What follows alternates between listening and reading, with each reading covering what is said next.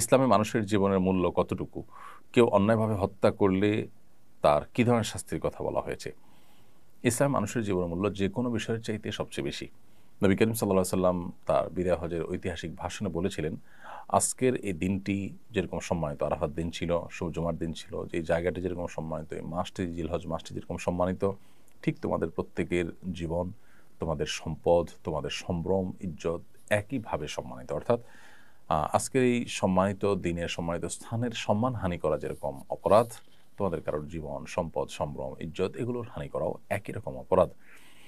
অতএব একজন মানুষের জীবনহানি করা এটা এত বড় অপরাধ যে কোরআনে কারিমে আল্লাহ রাব্বুল আলামিন বলেছেন,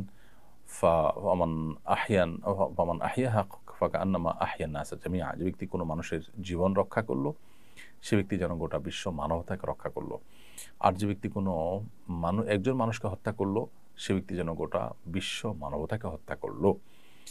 এটা এত বড় অপরাধ, এত জঘন্য অপরাধ যে একজনকে বাঁচানো মানে গোটা বিশ্ব মানবতাকে বাঁচানো, আরেকজনকে শেষ করা মানে গোটা বিশ্ব মানবতাকেই শেষ করা। তো এই জন্য একজন মুসলমান এই ধরনের পাপাচারের ব্যাপারে সর্বোচ্চ সতর্ক থাকবেন যে তার দ্বারা যেন কোনো মানুষ হত্যা না হয়। আর যদি কেউ কোনো মানুষকে হত্যা করেন ইচ্ছাকৃতভাবে, জেনে শুনে ঠান্ডা মাথা যদি কোনো মানুষকে হত্যা করেন অন্যায়ভাবে, তো কোরআন কারীমে আল্লাহ তাআলা বলেছেন যে ফাজাযাউহু জাহান্নাম, তার শাস্তি হবে জাহান্নাম এবং সে সেখানে চিরকাল থাকবে। সে যদি এই হত্যাটাকে বৈধ মনে করে, হালাল মনে করে, তাহলে সেক্ষেত্রে সে সেখানে চিরকাল অবস্থান করবে। খুবই জঘন্য একটি কথা।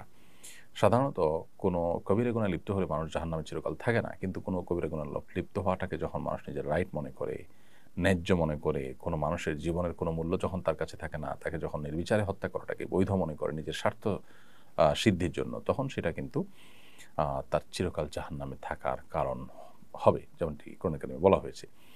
তো এই জন্য মানুষ হত্যা করার মতো ভয়াবহ অপরাধ আরেকটি নেই। নবী করিম সাল্লাল্লাহু আলাইহি সাল্লাম যত কবিরা গুনাহ উল্লেখ করেছেন, মহাপাপের তালিকা উল্লেখ করেছেন, সিরিয়াল উল্লেখ করেছেন, তার মধ্যে সর্বাগ্রে রেখেছেন আল্লাহর প্রতি শিরক করার পরই এই মানুষের হত্যা করা বা মানুষের জীবনহানি করা।